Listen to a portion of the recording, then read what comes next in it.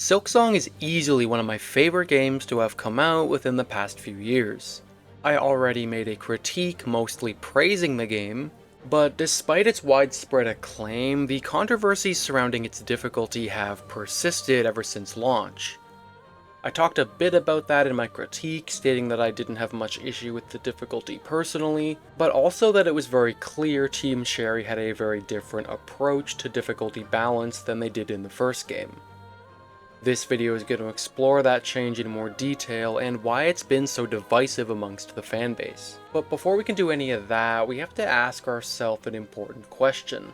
What makes difficulty compelling in games anyway? It's clear that gamers have an appetite for challenges because hard games have been a mainstay of the medium since its inception. The rise of the Souls-like genre has pushed the popularity of difficult games to untold heights, with many of the past decade's most commercially and critically acclaimed games all being known for a very high level of difficulty. But as anyone who plays these games knows, it's not just about being hard for the sake of it. The challenge has to be rewarding and feel fair, otherwise the only outcome will be player frustration. And what exactly that looks like varies from player to player, but that's why analyzing how the difficulty in games is constructed can be so interesting. So let's start at a high level and talk about how both Hollow Knight and Silksong approached their respective difficulty curves in terms of where they align and where they diverge. Hollow Knight was a very unique game at the time it first released in 2017, both due to its own design but also the somewhat desolate state of the Metroidvania genre at the time. The progenitors of the Metroidvania style, those being the Metroid and Castlevania series, had been largely dormant for quite some time by then, and there wasn't much else in terms of mainstream competition within the genre. As a result, Hollow Knight felt like a completely new style of game for many people, including myself. And for some, it was a major adjustment breaking away from the many established trends of modern gaming. Hollow Knight did very little in terms of handholding. Its tutorials were limited to the very basic mechanics, and then it left players largely on their own to navigate a harsh world of danger and wonder, with guidance being mostly left to cryptic NPC dialogue. Checkpoints were few and far between, and deaths were very punishing as they not only kicked you back to your last bench, but you also dropped all of your money where you died, similar to the Souls games. Many also struggled with the demands of balancing platforming and combat at the same time, as once again, these kind of experiences were not very common in mainstream games at the time. Additionally, there were no difficulty sliders to mitigate any of this. It was a singular experience that treated all players the same.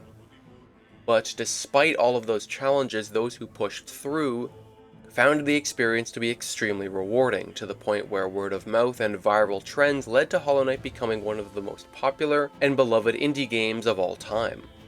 Not just because it was hard, there were many reasons that went into its popularity, but much like the Soulsborne series, the game developed a reputation for being hard but fair. Every death had something to teach the player, and while the world was extremely harsh, it never gave off the impression that the developers were just trying to kill you, because all of the challenges fit naturally within the context of the world and within their respective points in the game. For example, the vast majority of the enemies in the starting area are very passive. Most of them are very slow, sometimes not even targeting the player directly. They have little health, have simplistic attack patterns, and deal exactly one mask of damage for each hit, equating to 1/5 of the player's health bar. This let players get acquainted with the base mechanics of the game without getting too overwhelmed. And while it might be a bit bland visually, I think most people would agree that Forgotten Crossroads is a pretty good tutorial area. There's one specific enemy type I want to highlight though. These husk guards are very intimidating, and far more difficult than anything in the Crossroads other than the area boss. They attack fast, have good range, and deal 2 masks of damage per hit, twice as much as every other enemy thus far. And that means even full health players will die in 3 hits to them as opposed to 5 from normal enemies, making the overall margin of error against them much smaller. So the question is, why are these here? Why is there such a massive level of difficulty spike within the very first area? Well, the purpose of these bugs, to me at least, is twofold. The first is that they incentivize players to revisit the area once they are stronger. This is a common practice amongst many games, with the Titanite lizard at the start of DS3 being a prime example. In the case of the Husk Guards, their positioning within the level very much backs up my assessment that this is the intention. One of the guards is defending a grub in a dead-end hallway that can be easily avoided, and the second is on the way to false snipe, but there is a convenient set of platforms going above it that players can use to avoid the knight without even aggroing it. New players aren't forced into a major difficulty spike right away. They can fight the Husk Guards if they so choose, but they are also rewarded for taking note and returning later once they have more health and abilities to even the playing field. Meanwhile, the more experienced players get opportunities to test their skills against a more challenging opponent early, and to earn the rewards that would otherwise be locked off until later. This dynamic can be very compelling in allowing players of varying skill levels to approach the game in different but equally valid ways. The second benefit, of course, is just from a meta progression standpoint, making it clear early that there are far more challenging and deadly monsters within this world that demand more strength to defeat. And through the first several areas, double damage enemies are similarly rare, showing up as major obstacles that you're taught to either avoid outright or fight very carefully. As the game goes on, instances of double damage do steadily increase and become harder to circumvent until eventually they extend to bosses as well. This keeps the difficulty balance intact by compensating for players getting more health, soul, and abilities later in the game than they do at the start, not to mention just getting better at the game as they play. I don't think anyone was really shocked by the increasing prevalence of double damage in Hollow Knight's endgame, because it felt very natural, just like how the enemies in Dark Souls deal far more damage at the end than they do at the start, to account for players having leveled up and put together a complete build. It's not things getting harder just for the sake of it, it's essential to preserving a sense of game balance.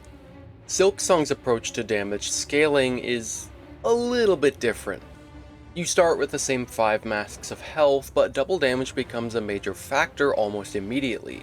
Within minutes of finishing the tutorial zone, you're thrown into a gauntlet that requires killing one Skull Brute, an enemy that deals double damage on every hit, including contact damage, plus several other enemies leading up to that. If you're anything like me, you might have seen the other Skull Brute on the way, seeing that it dealt double damage, and thought, man, I might have to revisit this area later to deal with these guys when I'm stronger, but you can't, because this gauntlet is required to progress, and the Skull Brutes are a frequent hazard throughout the level, leading all the way up to the area boss, which also deals exclusively double damage on every hit, including contact damage.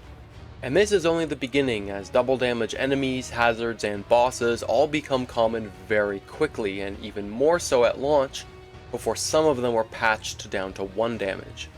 It really felt like Team Cherry wanted Silksong to be more difficult right off the bat, and for combat to punish mistakes far more than its predecessor did. The increase in gauntlet usage also supports this point, but I'll have more to say on that later. Making the combat more demanding is not inherently an issue, and because it's a sequel, I can understand ramping things up a bit faster, because more players will already be familiar with the base mechanics this time around. However, I would argue that just doubling the damage on a bunch of stuff to create early roadblocks is not the most compelling way to make the game more challenging. It's very easy to just crank up the damage on a bunch of mobs to make a game harder. Literally any game could manufacture difficulty in this way, which is why this kind of thing is typically referred to as artificial difficulty. When enemies are given a huge stat buff involving their health, or in this case damage, instead of being more nuanced and layered in their designs, it can give off the impression that the game is just trying to kill you, rather than craft a meaningful challenge. Much like Silksong, Dark Souls 3 was much more action-focused compared to its predecessors, but instead of just doubling the enemy damage to make the game more punishing, they instead made the speed of combat in general faster and gave enemies and bosses more moves with smaller punish windows, among other things. This was noticeable almost immediately, as Udex Gundyr is far more complex in his design than any of the tutorial bosses the series had previously, and as a result, he had a reputation for being very difficult for new players. But he's difficult because he has 12 different attacks spread across 2 very different phases, which is a lot to learn for a new player, but this is balanced out with his damage on most attacks being relatively modest, allowing players to study and learn his move pool without constantly getting kicked back to the bonfire after just a couple mistakes. Same here goes for Margit in Elden Ring. He's difficult due to his aggression and his huge variety of combos that require precise dodging, not because he just one-shots you off the cliff every time. These examples might not be a perfect one-to-one comparison for Silksong, but they showcase how you can make a combat loop more demanding without having to just jack up enemy damage numbers for the sake of difficulty. And the crazy thing is, Team Cherry even acknowledged this, explaining in one of their post-launch interviews that, quote, Hornet is inherently faster and more skillful than the Knight, so even the base level enemy had to be more complicated, more intelligent, end quote.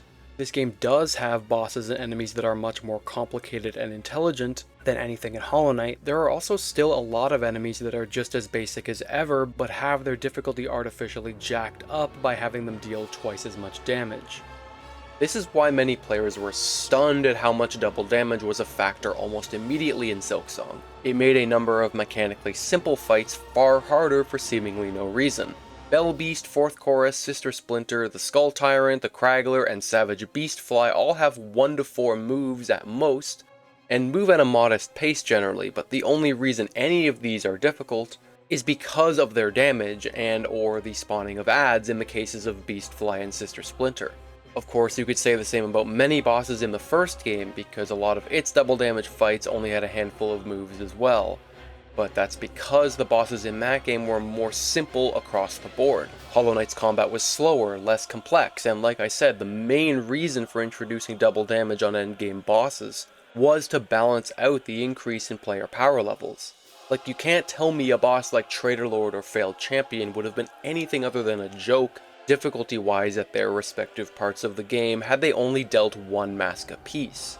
And yet they would have been terribly unsuited for the early game with double damage when players were just trying to establish themselves.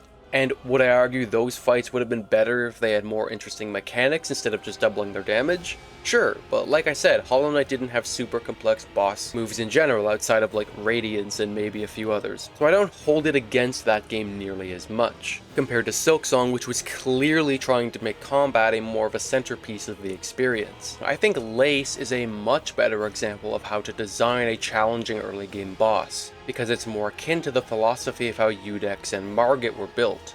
Lace is small, nimble, boasts a wide different range of attacks and mix-ups, including a parry riposte that can be very difficult for new players to deal with. A couple of her attacks take off 2 masks per hit, but the rest only take 1, allowing players to focus most of their attention on learning her hardest moves while being more forgiving with the rest. Widow is another great example, being a fast, nimble boss that combines regular attacks with AoE hazards, giving you multiple damage sources to contend with at once. This is far more interesting than just bringing in a bunch of adds or stacking damage to insane levels. I think it's also around this point in the game that the combat starts to really shine, and the boss quality starts to skyrocket, specifically because boss mechanics get a lot more interesting from this point onward. Cogwork Dancers are literally a dance against a duo where players have to adapt to a different tempo in each phase. The Last Judge and Trobio all have AoE follow-ups to check your positioning.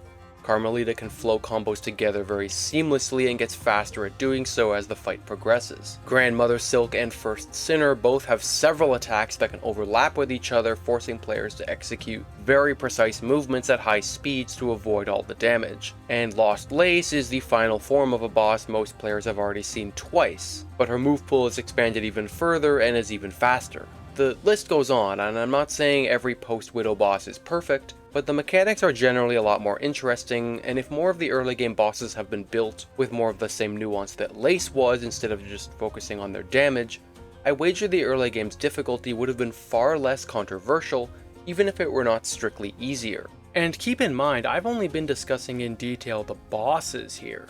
That's not even counting the myriad of just regular, everyday enemies that can chunk you for 2 masks of damage, starting as soon as the very first real area, despite being very simple in terms of their mechanics. But the excess use of double damage isn't just limited to enemies and bosses either. At launch, nearly every single instance of environmental damage dealt 2 masks aside from spikes. This created many situations where players could die extremely fast from being comboed by enemies and the environment in one shot.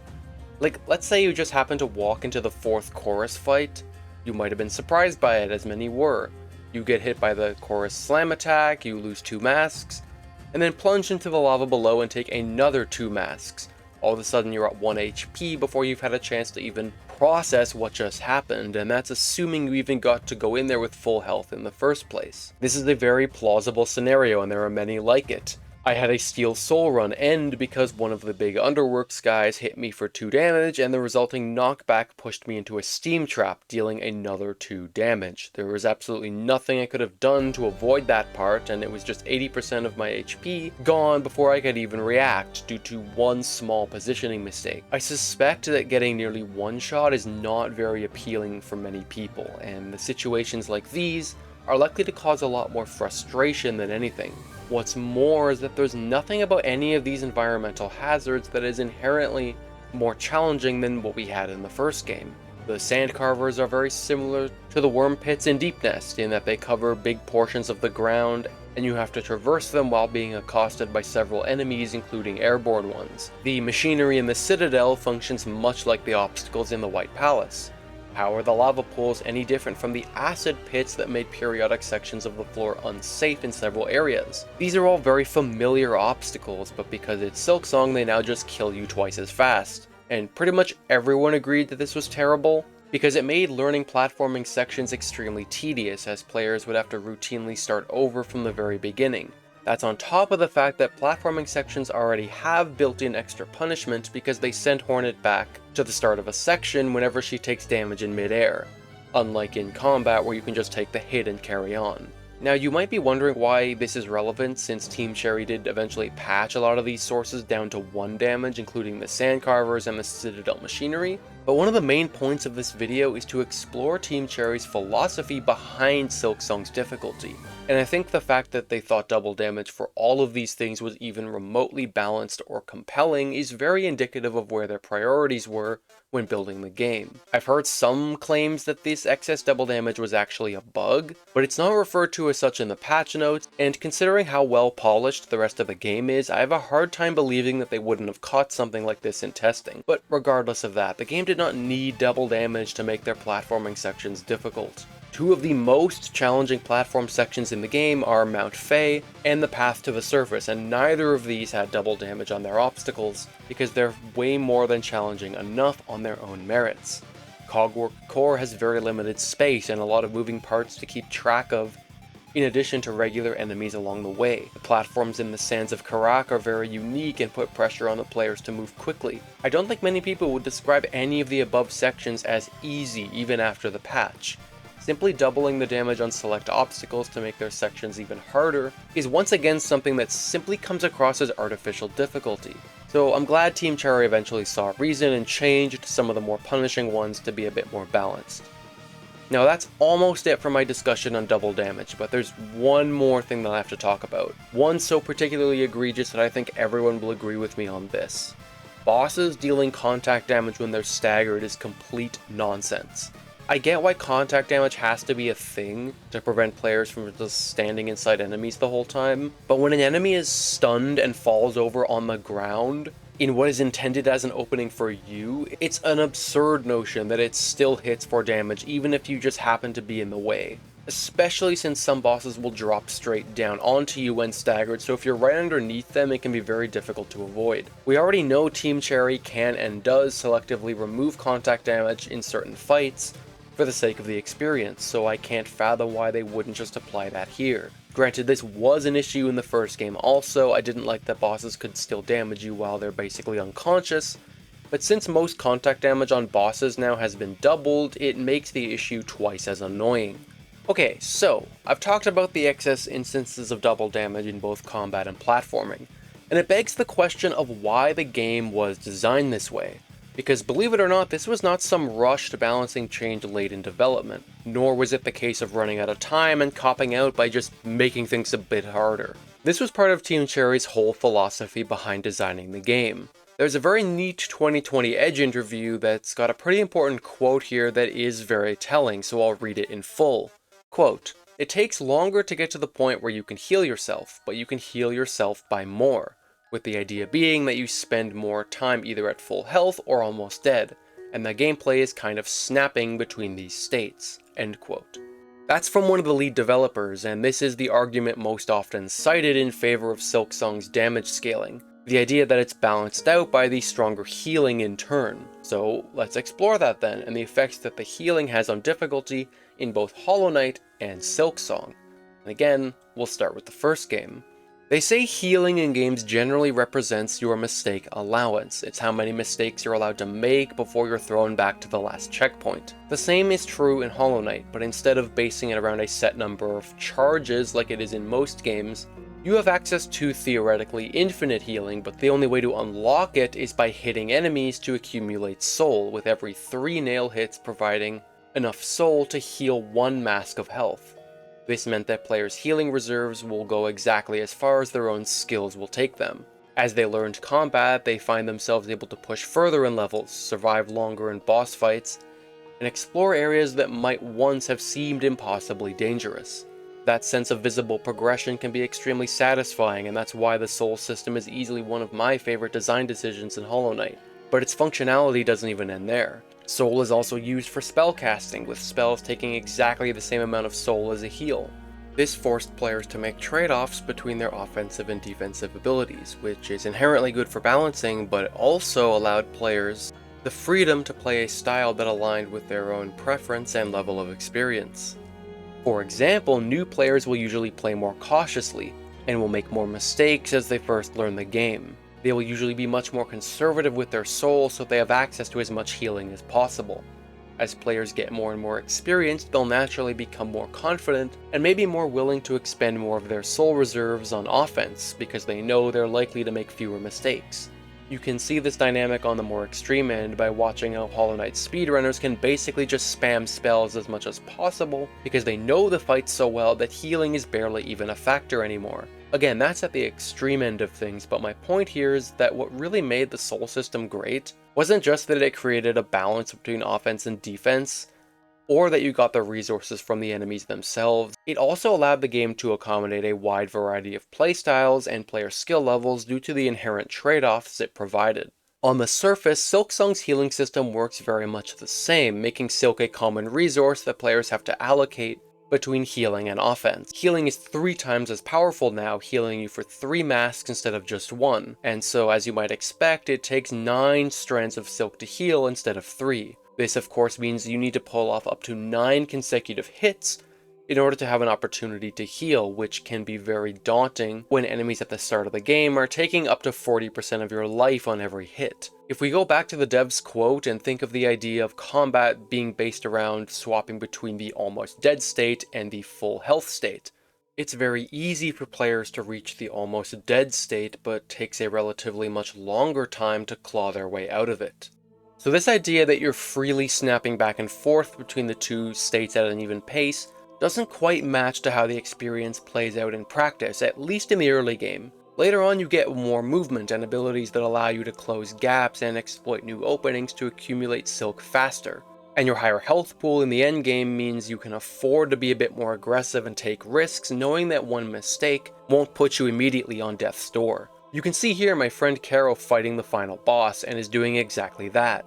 By staying aggressive and making good use of her movement, she's able to maintain enough heals to pull herself away from death to almost full health very quickly, and I think the gameplay does encapsulate exactly the kind of dynamic the devs were going for. The problem though is you can't play like this in the early game, or at least it's extremely risky to do so because your abilities are far more limited and your margin for error is extremely small due to the starting health pool. I'm not even necessarily saying anything bad about the game here, by the way. I don't take issue at base with the fact that the game is more unforgiving early on, or that the healing dynamic is different, but it is a different dynamic compared to the first game, where instead of being an equal balancing act between offense and defense, Silksong's resource management feels far more skewed toward prioritizing healing because it's now binary. You heal for 3 or for 0, there's no in between, whereas in the previous game, you could heal for 1 or 2 or 3 or 4 or even more at a time depending on the context and how much soul you had available. If you accidentally fired off an extra Shade Soul in Hollow Knight, that's 1 less mask you can heal, but that's probably not a catastrophic outcome in most cases. But that same scenario in Silksong would mean suddenly you can't heal at all until you get off at least a few hits.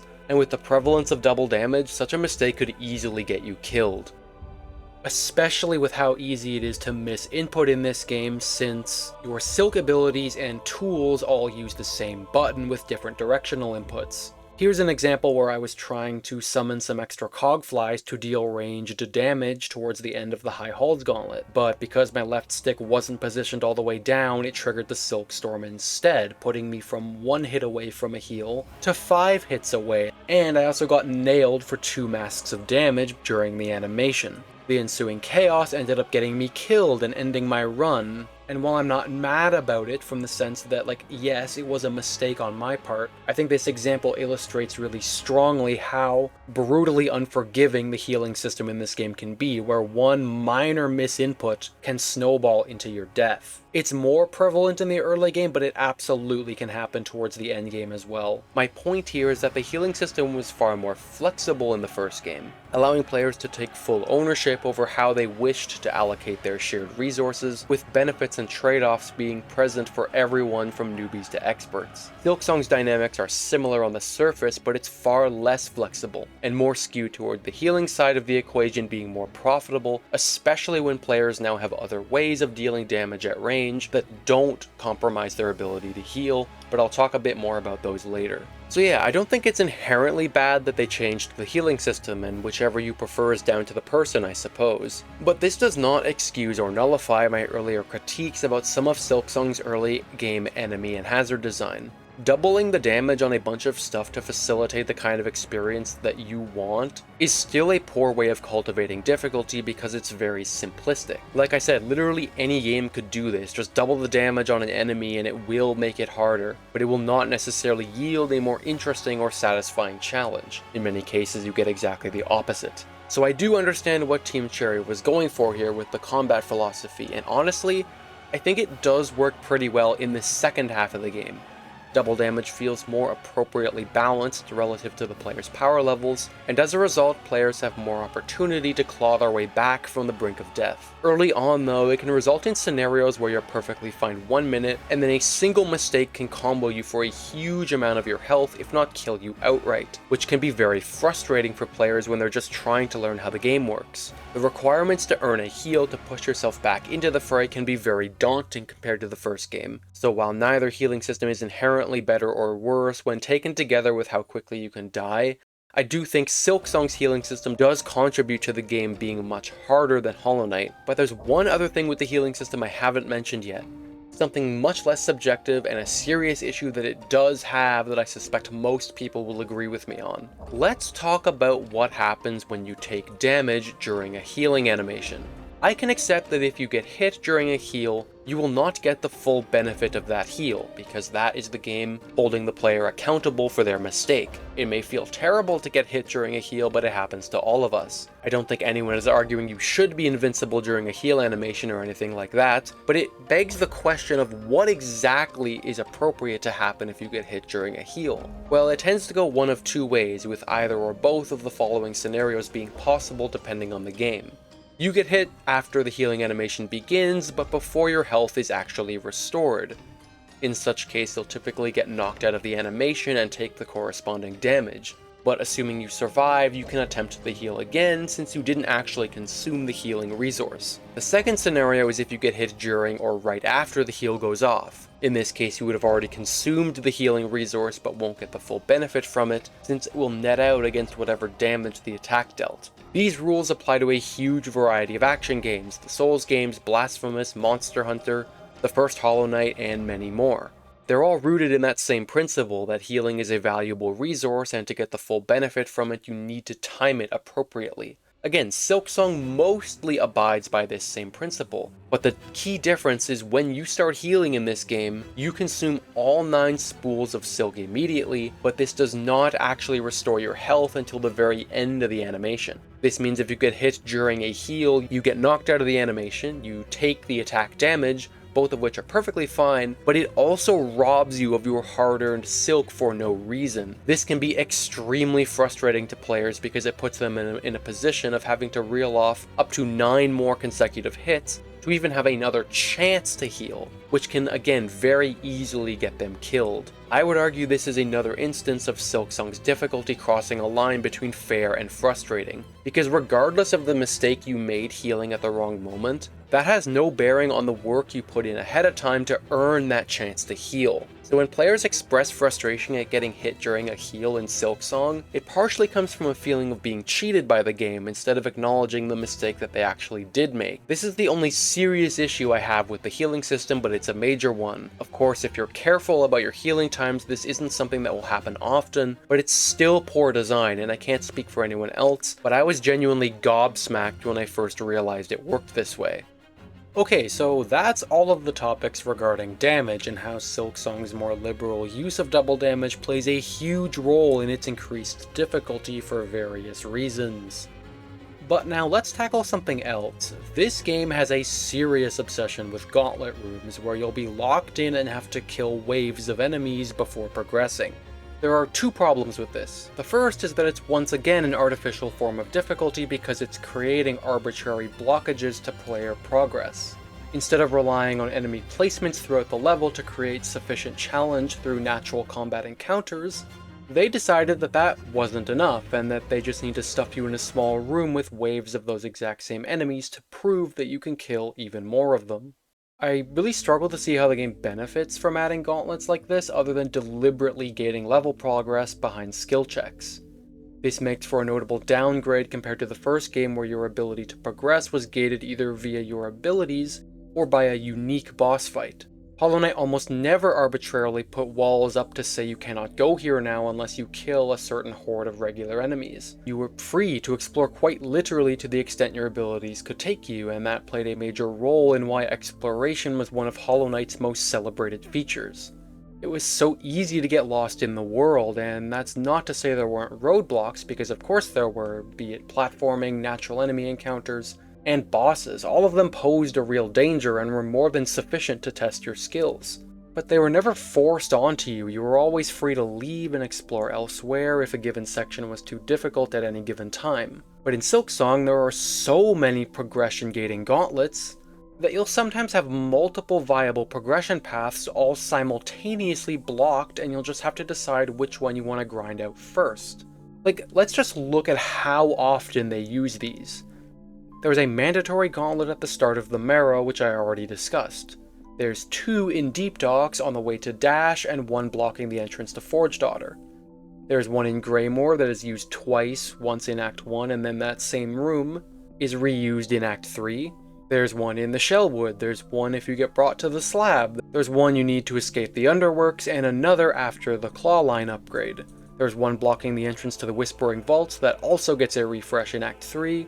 There's 1 blocking access to the Hunter's March in Act 1 and once again in Act 3. There's 1 at the very start of the 3rd act. Gauntlets serve as a precursor to both the Grohl and Carmelita boss fights. Then there's of course the insane High Halls Gauntlet and the insane Coral Tower being a literal gauntlet of gauntlets. The list I just rattled off there are just the mandatory ones, and that's assuming I haven't forgotten any. But there are far more than even that if I consider the optional content, and by my count there are close to 30 gauntlets in total, and again that's at a minimum. By contrast, the first game used gauntlets very sparingly as a way to add variety into the combat and surprise the player every now and then. The only mandatory ones I could find were at the very beginning with the Aspids. There's 1 in the middle of the City of Tears, and another in the Queen's Gardens. And I guess if we're stretching a bit, there's 1 Soul Twister at the start of Soul Sanctum that you're not technically locked in with, but you do have to kill him to progress. The rest of the gauntlets in the first game are all optional and usually lead to some kind of reward, like the Shroom Guy gives you a Charm Notch, there's 1 in the City of Tears that leads to a Vessel Fragment.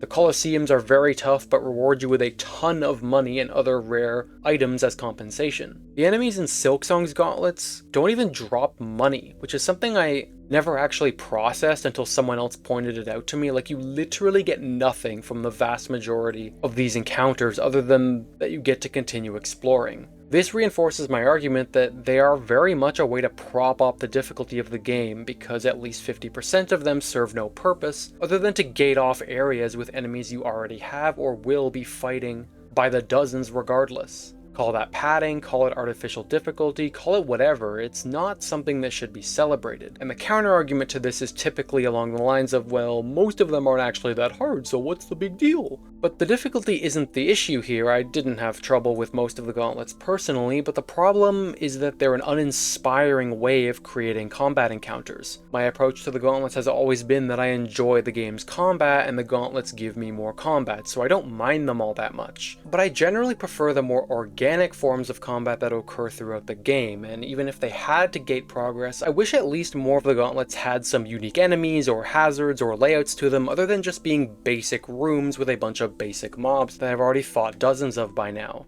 So unfortunately, I can't really defend these gauntlets as some form of fantastic design when they're used so frequently, and that leads me right along to the second issue.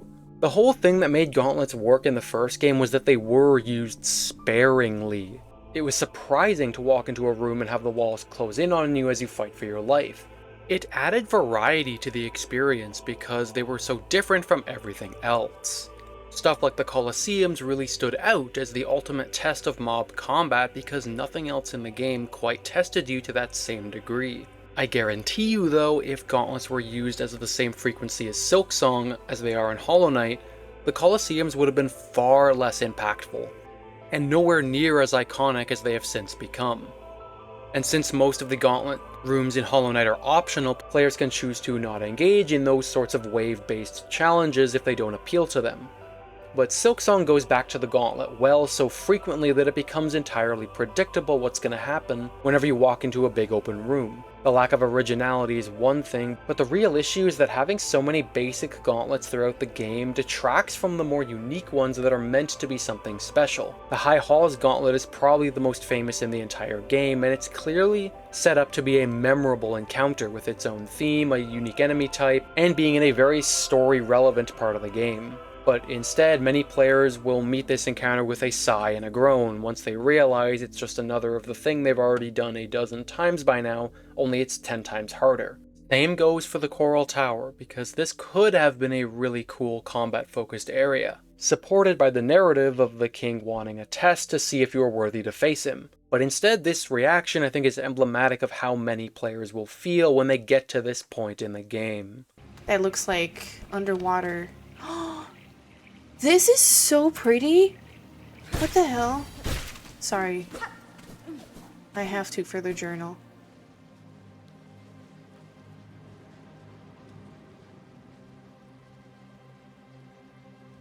I would not mind gauntlets if we just had fewer of them. Because I think then the gauntlets would feel special. Like the ones that feel like they're meant to be special would feel more special instead of just the thousandth time that you're doing a gauntlet, you know? Like it's just so many. Caro is absolutely on point here, and since the gauntlets didn't bother me personally much in my playthrough, it wasn't until I started watching others that I fully realized just how many there were and how annoying it can be for players to have their progression routinely blockaded by mostly arbitrary gauntlets. So the problem with them ultimately is twofold. They are not a very creative way of structuring combat encounters, and they're used far too often. Which is a shame, because I feel like their usage in the first game was really clever, but now it's like they just went way too far with it.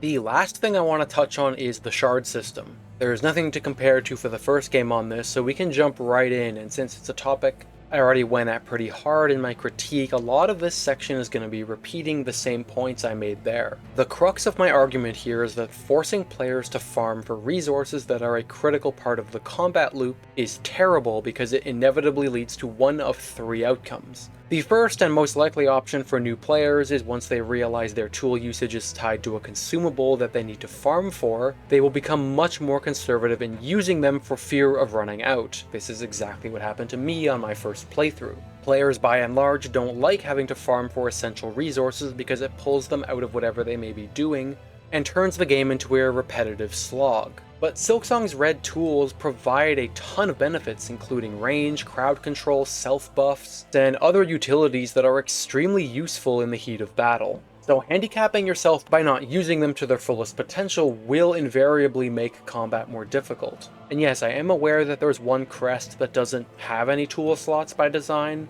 but for the vast majority of playstyles they are important, not to mention the crest in question doesn't even unlock until the end game. I just know someone's going to try and bring that up as a counter-argument, so I'm going to state that now. The second possible outcome is that players will make full use of their tools and accept the need to occasionally farm if they got stuck on something. Tool consumption can add up pretty quickly, so if you're stuck on a boss or area for any meaningful length of time, you will need to go farm for shards sooner or later. The tolerance for this will vary depending on the player, but being forced away from the game to go farm is, like I said, not very appealing to most people, as it disrupts the flow of the game. The third scenario is one almost exclusively reserved for very experienced and steel soul runners, as players that rarely die will likely be able to use their tools very liberally without needing to farm because they'll be doing most of the fights only once. Obviously, this is a completely unrealistic standard to hold for players on a first playthrough, but I did find it funny how on my Steel Soul runs I basically forgot the shard system even existed, because I never even came close to running out. Ideally, everyone would be able to do this, but Team Cherry decided to balance in a way where players who are already struggling are punished either through reduced combat options or the need to grind for resources.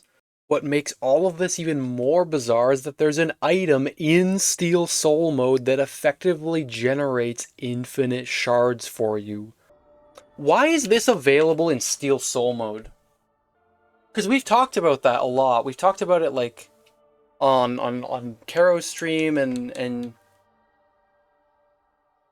this is essentially infinite shards, but they give it to you in Steel Soul mode when you wouldn't need it, right? Like, this should be in base game. Why on earth is this in Steel Soul mode? This is when it's the least useful, and in all of my runs of the mode, I have not once needed it, because I've always been full up on shards.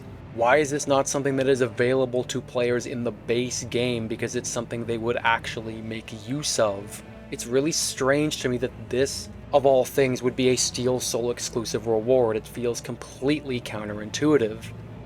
And that's the crux of the issue with this system. It's either disruptive to the experience in some form, or something that players won't even notice at all. But what's even worse than that is the mechanic doesn't even need to exist at all. Defenders of the shard system will argue that it's important to ensure combat is balanced and not allowing the constant spam of powerful tools. And to that, I completely agree. But the thing is, the game already accounts for this by having strict carry limits for every tool, which when you think about it, it makes the shard system completely pointless as a mechanic. It has no functionality outside of the red tools, and the carry limits take care of a balancing aspect all on their own. So why is it in the game? Well, it certainly pads out the time players will spend within it. I feel like even more than the Gauntlets, this is a blatant instance of padding the runtime, but it also probably served as a convenient way to fill out some parts of the map with rewards. If it hasn't been obvious from my commentary thus far, I believe the game would be measurably improved if this system were eliminated entirely, because the only thing of significance that would be lost is the farming, and the smattering of rooms that have shell shards as a reward could easily be replaced with rosaries or other collectibles of some kind. Would this make the game easier? Sure, I think it would, but like so many other things I've discussed in this video, this issue disproportionately affects new and first-time players, making their experience potentially far more difficult or more grindy than they might have expected, and so I am wholeheartedly in favor of eliminating the shard system. I know it probably won't happen, but I think it's a pretty bad system based on the arguments I've outlined here. So, this is the point where I try to take all the disparate points I've made throughout the video and try to combine it all into something cohesive to wrap it up. So, here it goes. It is widely agreed that Silksong is a much more difficult game than Hollow Knight. I don't think that's a very controversial statement in the least, but the point of this video has been about analyzing why it's more difficult and what effect those decisions had on the quality of the experience. Remember that quote I cited about the whole snapping back and forth between full health and almost dead thing? Well, in that same interview, they stated pretty emphatically that they aimed to make this game about on par with Hollow Knight in terms of its difficulty. I think it's safe to say they either failed in that goal or changed their mind at some point. because it's hard to look at how early double damage is introduced, or the prevalence of gauntlets, or the grinding for resources as anything other than attempts to explicitly make the game much harder. Because what other purpose do these things serve? They don't make the boss fights any more mechanically interesting, they're just more punishing. The gauntlets don't make exploration more interesting, they just create more roadblocks. And the shard system doesn't make red tool usage more strategic, it just makes the process of getting them more tedious. The first Hollow Knight was a harsh and unforgiving experience, especially for those unfamiliar with 2D action platformers. But its difficulty curve was gentle enough at the start that players could get a feel for the game and its mechanics without feeling like they had to master everything right away. The margins of error were higher, giving players more chances to study and learn their fights in real time. There was no need to grind for resources unless you really wanted money to buy something. Combat challenges almost never gated progression outside of boss fights, leaving players free to explore the world and to take on the challenges within as they saw fit. Another thing I haven't mentioned yet because I think it's relevant is that one of the best things Hollow Knight did was made huge swaths of its most challenging content completely optional. I'm talking about things like the Colosseums, Pantheons, Path of Pain, Nightmare King, Grim, etc. I would argue that all of those things are just as hard, if not far harder, than anything in the release version of Silksong. But because they were presented as optional challenges, they can appeal to players like myself who want to push their skills to the absolute limit, without imposing on the players who either can't beat them or aren't interested in those forms of challenge. There's no question Hollow Knight is hard, but its difficulty was widely seen as something approachable, something that if players were patient, explored diligently, and learned from their mistakes, they could overcome to reach credits. The true ending path then pushes things slightly further with harder boss fights and platforming sections, as well as a slew of the aforementioned mega hard challenges that players could engage with as much or as little as they liked. Hell, the Path of Pain didn't even have a tangible reward, it was just there for the players who wanted to do it. The point I'm trying to make here is that the first game struck gold in its approach to difficulty because it managed to capture such a wide net of players with different difficulty preferences. From the masochists who crave impossible challenges to the more casual gamers who may have never played a 2D platformer before. It had a little something for everyone. That's not to say it appealed to everyone, of course, because no game does, but for a game with no difficulty options, it managed to speak to a huge range of players, and the only other game I can think of that's done that in recent memory is Elden Ring, but even that game relied on a dedicated summoning system to facilitate that widespread approval. And I think much of the disappointment with Silksong's difficulty stems from the fact that every aspect of its design seems far more skewed toward the Pantheon 5 and Path of Pain sections of the fanbase. Meanwhile, those who preferred Hollow Knight for aspects other than its difficulty feel left out in the cold. Things like the level design, art direction, soundtrack, enemy variety, build crafting, NPCs, exploration, etc. Because while Silksong still has all of those things, and several of which I raved about in my critique, I can understand how it's much harder to appreciate those things if you're getting turned off by the core gameplay feeling completely inaccessible and artificially difficult. Of course, a developer can make a game as easy or hard as they choose. No developer is ever under an obligation to cater to a specific difficulty preference when building a game, or a sequel. There is always an aspect of fan expectations, and I can't help but wonder if the popularity of Hollow Knight's more infamous challenges over the years may have skewed Team Cherry's perception of what the fanbase at large wanted out of the sequel. But of course, that's just speculation. Either way, I'm not going to argue that Silksong is too hard, because that's a completely subjective point anyway, and like I said, they can make a game as hard or easy as they want.